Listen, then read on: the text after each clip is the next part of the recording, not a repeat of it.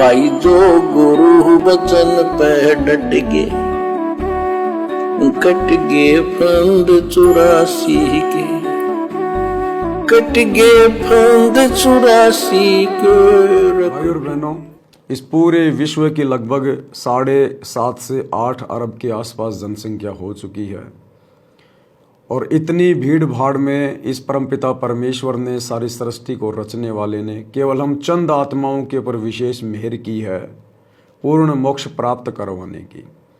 गुरुदेव ने हमें सतलोक के ट्रेनिंग सेंटर साध संगति से जोड़ दिया है, जिस साध संगति से जुड़कर हमारे अंदर मोक्ष प्राप्ति के लिए जो भय होना चाहिए वो परमेश्वर ने पैदा कर दिया है। परमात्मा कहते हैं भय बिना भक्ति नहीं होती है। भय के बिना आप जी मर्यादा नहीं निभा सकते हैं, आप अपने गुरु के वचन में रह के भक्ति नहीं कर सकते। और भय उत्पन्न होता है ज्ञान से। ज्ञान से हमें अपने भविष्य का पता चलता है। आने वाले समय में बिना भक्ति के, बिना मर्यादाओं के गुरु वचन तोड़ने के कारण हम क्या क्या कष्ट उठाएंगे, किन किन योनियों में जाएंगे, हमें इन सब बातों की जानकारी सतगुरु अपने सत्संगों में देता है। तो इस विश्व में केवल चंद ही आत्माएं हैं जिन्हें सत्सेवक कहते हैं, जो साध संगति से जुड़े हैं, जिनको उस पूर्ण ब्रह्म परमेश्वर के विषय में कंप्लीट जानकारी हो पाई है उसी के आशीर्वाद से। और वे आत्माएं आज समाज में, परिवार में संघर्ष करते हुए गुरु वचन के लिए, मर्यादाओं के लिए और इस भक्ति मार्ग पर दृढ़ होकर बनी हुई है। भाई और बहनों, हिसार जेल से वर्तमान में पूज्य गुरुदेव भगवान अपने मिशन के तहत हम सभी आत्माओं के विश्वास को दृढ़ करने के लिए, हमें काल के षड्यंत्र से बचाने के लिए जो विशेष संदेश भेज रहे हैं, उन सभी विशेष संदेश के ऊपर लाइव वीडियो बनाने की श्रृंखला जारी है। आज हमारा ये 8वें नंबर का विशेष संदेश है, जिस पर हम गुरुदेव भगवान के आशीर्वाद से उनके तत्व ज्ञान पर, उनके विशेष संदेश पर विश्लेषण करने जा रहे हैं। भाई और बहनों, ये भक्ति युग है। कलयुग की बिचली पीढ़ी का ये समय भक्ति युग है। दुनिया को तो ये भी नहीं पता कि कलयुग की प्रथम पीढ़ी क्या है, दूसरी पीढ़ी क्या है, तीसरी पीढ़ी क्या होगी। तो वर्तमान समय भक्ति युग है और इस भक्ति युग में जितना प्रयास सतगुरु करेगा, सतगुरु यानी पूर्ण परमात्मा, कबीर देव, सबको रचने वाला परमात्मा, उतना ही प्रयास यहाँ का जो राजा है, यहाँ का जो भगवान है, काल ज्योति निरंजन, वो भी अपनी तरफ से पूरा प्रयास करेगा।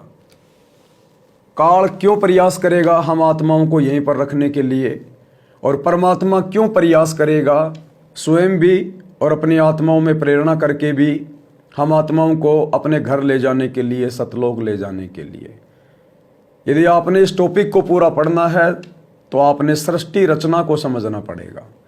सृष्टि रचना को समझे बिना आप बिल्कुल भी नहीं समझ सकते कि ये राजा कौन है, काल कौन है, भगवान कौन है, परमात्मा कौन है, हम आत्माएं यहाँ क्यों फंसी पड़ी हैं, हम किसके जाल में पड़े हैं, हम क्यों गधे कुत्ते सुअर बनते हैं, कभी मौका मिला तो इंसान स्त्री या पुरुष बनते हैं।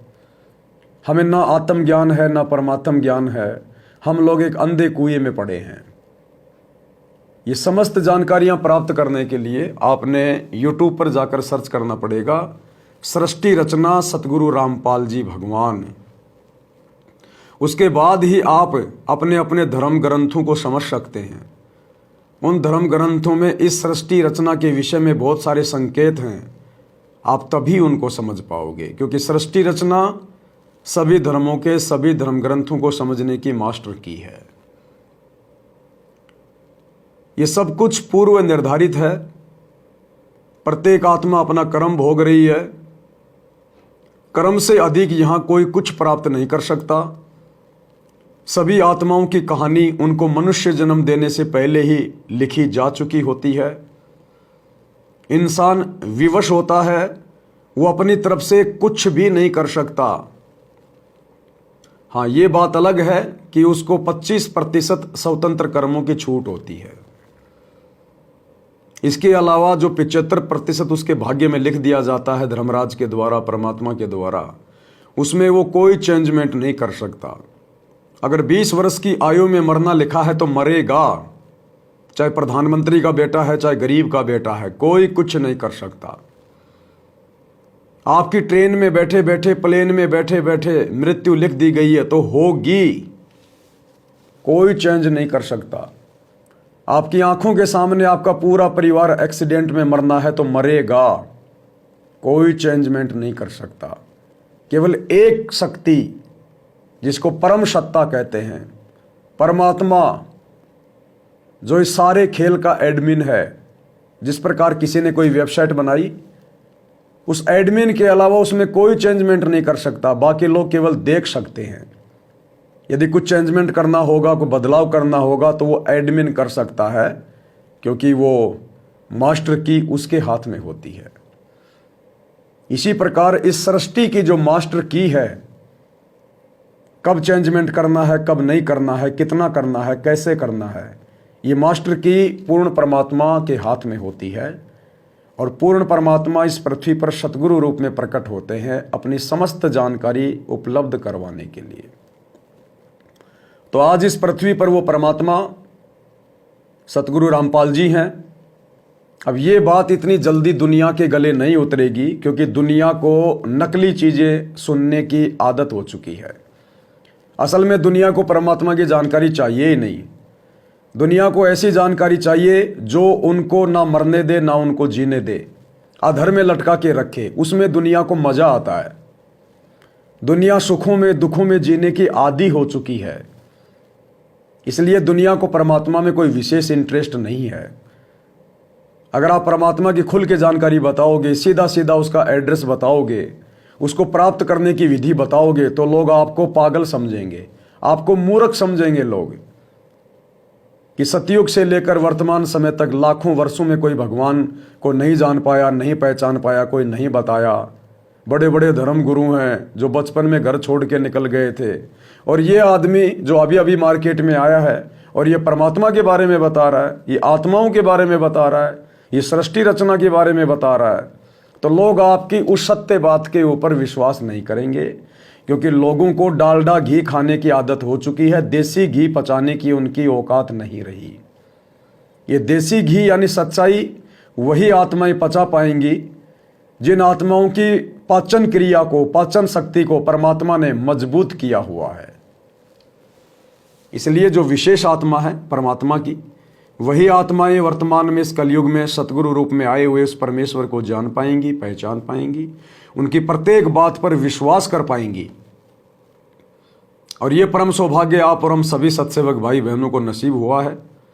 अन्यथा सतगुरु रामपाल जी की 90% संगत जो सतलोक आश्रमों से जुड़ी हुई है, वो अभी भी परमात्मा कबीर जी के विषय को लेकर बेखबर है।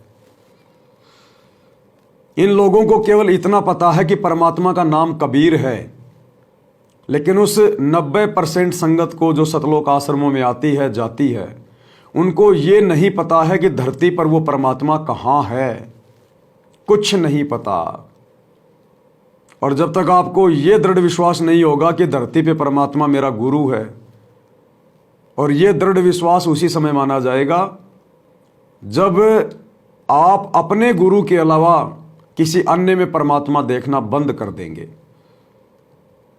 और अन्य में परमात्मा देखना बंद उस समय होगा जब आप अपने अपने घरों से, अपने दरबार साहिब से, अपने गले के लॉकेट से जो नकली परमात्मा वर्तमान में बना हुआ है, दाढ़ी मूंछ वाला नकली कबीर, जब तक आप उस फोटो को अपने घर से, दरबार से, लॉकेट से बाहर नहीं निकालोगे, तब तक यही समझा जाएगा कि आप अपने गुरु को केवल मानुष मान रहे हैं, अपने जैसा एक जीव मान रहे हैं, एक सोल, एक आत्मा मान रहे हैं। तो भाइयों और बहनों, ज्यों ज्यों अब हम आगे बढ़ेंगे भक्ति मार्ग पर, क्योंकि वो समय बहुत नज़दीक है, बहुत निकट है, जिस समय उस परम सत्ता का साम्राज्य एक बार पुनः इस पूरी पृथ्वी पर स्थापित होने जा रहा है। ये भक्ति युग है, इसलिए आत्माओं की रुचि ना चाहते हुए भी भगवान की तरफ बढ़ेगी। आने वाले समय में आप देखेंगे हर व्यक्ति की रुचि परमात्मा में होगी। हर व्यक्ति ये जानना चाहेगा कि परमात्मा कौन है, क्या वास्तव में परमात्मा भी होता है, अगर वो है तो कैसा है, उसकी फॉर्म क्या है, उसका रूप क्या है, वो कैसा दिखता है, क्या उसको प्राप्त किया जा सकता है, क्या वो धरती पे आता है। तमाम आत्माओं की रुचि, जो तमाम आत्माएं वर्तमान में बकवाद में लगी हुई हैं, दुनिया भर के फिल्मों में, स्वांगों में, डुप्लीकेट चीज़ों में लगी हुई है, अब धीरे धीरे, चूंकि युग परिवर्तन बहुत नज़दीक है, 2028 फिक्स टाइम है, अब आत्माएं इन बकवादों को छोड़कर परमात्मा की ओर दौड़ेंगी।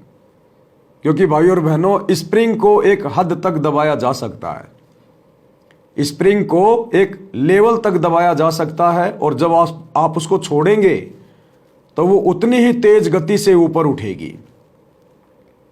तो इस काल ने आत्माओं को चारों युगों से बहुत दबाया। हमारे धर्म गुरुओं ने, ज्ञानहीन धर्म गुरुओं ने हमें बहुत बहकाया, हमें बहुत दबाया, हमें भक्ति और भगवान की जानकारी नहीं होने दी।